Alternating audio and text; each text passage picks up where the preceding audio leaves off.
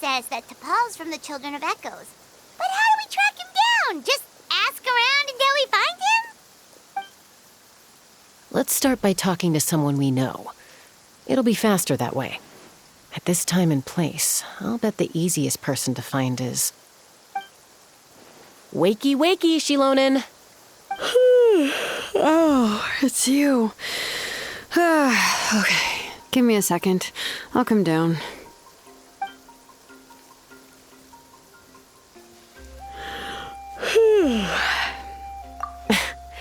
I climb trees to fly further and see farther. I don't usually stop for a nap. Well, we're not all like you. Always full of energy, even after flying around all day. Yeah. So, you've come all this way and interrupted my precious nap time. Might I inquire as to, why? I'm sorry, Shilonen, but it couldn't wait. Does the name T'Pol mean anything to you? He's a craftsman, apparently. Huh. T'Pol. Yeah, that rings a bell. I think that's Puma's child. Nope, I'm afraid you're a few years too late. Why are you looking for him?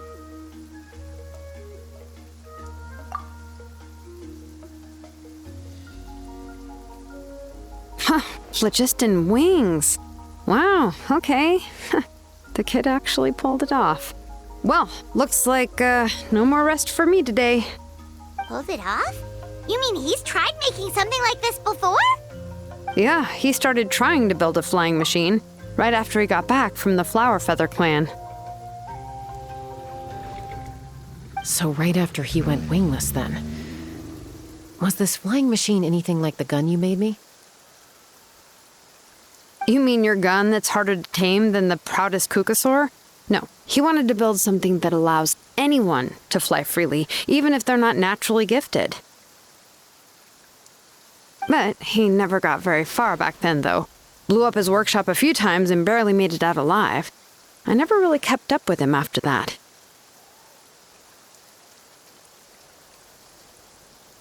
His parents traveled a lot in their youth and only returned to the tribe after he was born. But they settled in a remote area and don't interact with other people much.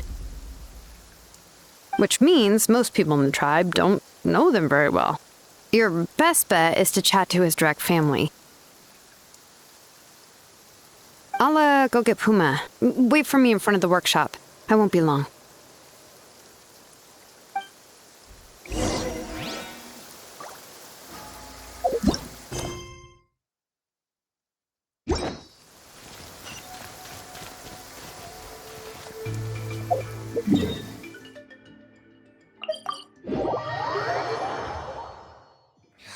The hems of my pants are still dripping.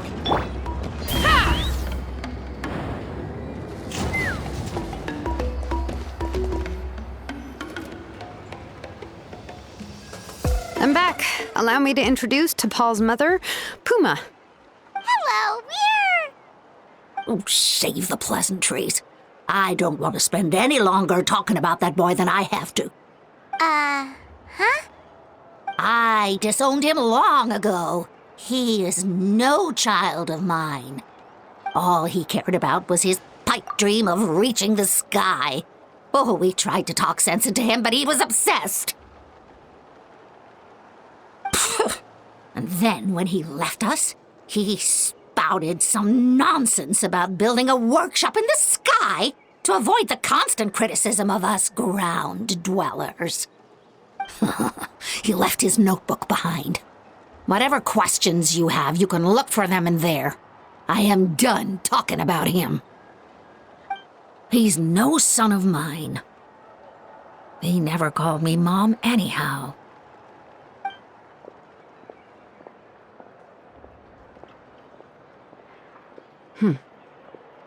Wow, they've really fallen out. Paimon sure wasn't expecting that. Her husband, T'Pol's father, he passed away recently, and T'Pol didn't even bother to show his face at the funeral. If you ask me, that was probably the final straw for Puma. I'll go keep her company. If there's anything else you need, just come and find me. Thank you. Okay, so this notebook is the only lead we've got now, right? What's in there?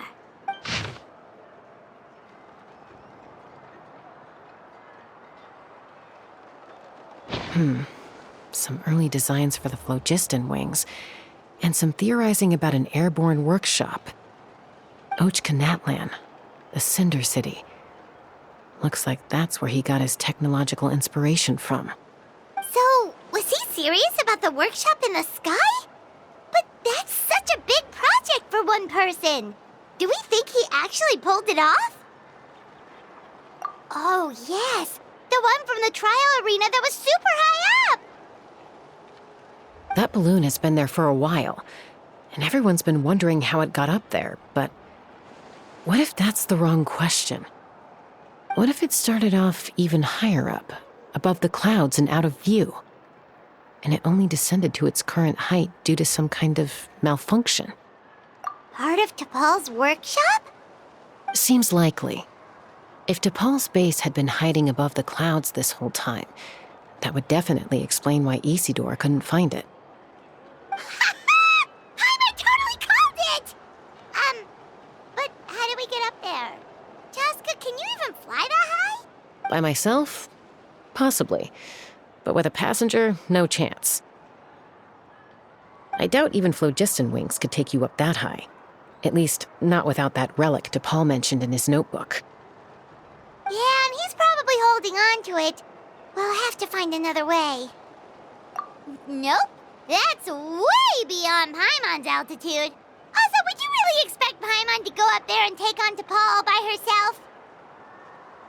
Let's not worry. Just because we can't think of a solution doesn't mean no one else can. I'm not the only flying expert in my tribe, you know. Oh, good point. We should go ask Elder Opa! And Mutoda. He was quite the flying ace back in the day, too. Let's head back and see what they suggest.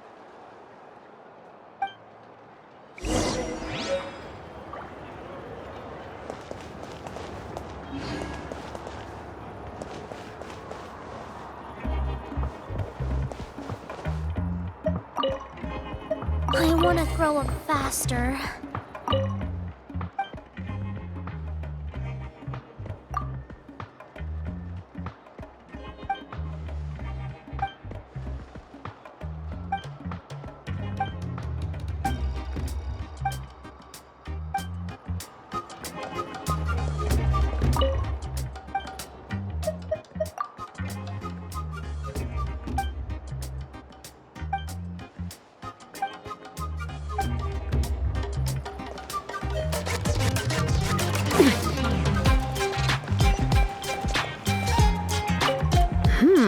How's the sleuthing going?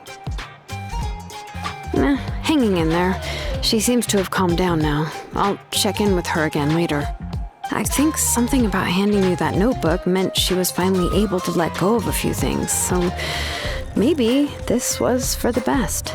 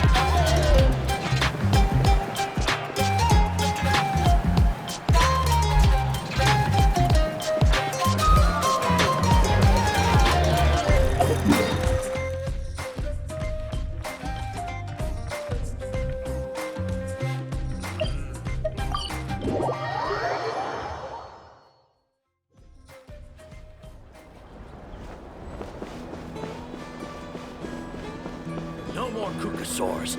We want phlogiston wings. Chaska, you're finally back. Things are getting really tense in the tribe. Have you made any headway with your investigation? Some people even think we arrested the merchants just to support the flying squad and crack down on the phlogiston wings.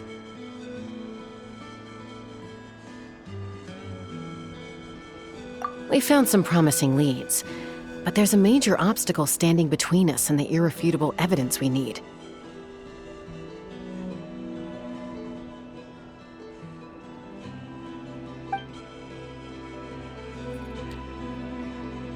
A relic from the Cinder City? So Och Khan's still managing to sow discord, even after all these years. An airborne workshop and a hot air balloon above the trial arena.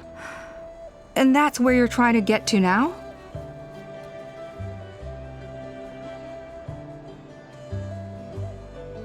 Neither phlogiston wings nor a Kukusaur can take you that high up. Do you really think that's where T'Pol is hiding? You know what? There might just be a way. Really? Do you still remember those spouts in the arena? When they were all blocked, the gaseous phlogiston was trapped and unable to flow.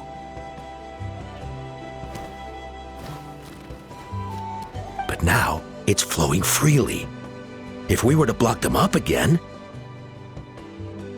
You mean all of them except the one at the very top of the arena? To build up the pressure there? Precisely. With all the gaseous phlogiston flowing through one spout, it would create a high-pressure wind current. And then we just ride it up into the sky! Yes, it has its risks, but with Chaska's abilities, I think she could manage it. It's an extremely risky approach, but I agree that it's feasible. If you want to give it a try, check with Inkanak at the trial grounds. She can explain how to block the spouts. Chaska, if anyone has a hope of seizing this evidence from the high heavens, it is you.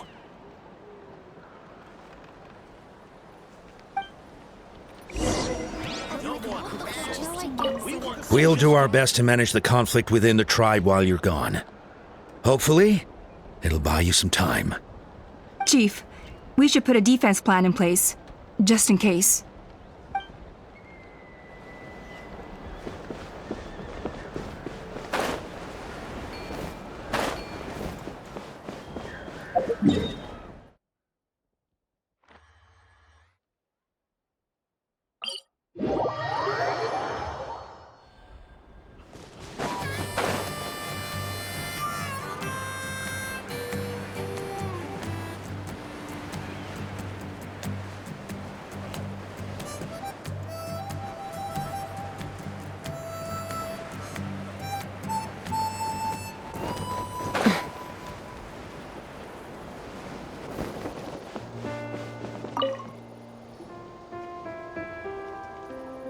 Goodness me, that is a very bold idea. Maybe so, but we have to act fast. What's the quickest way for us to block off the spouts?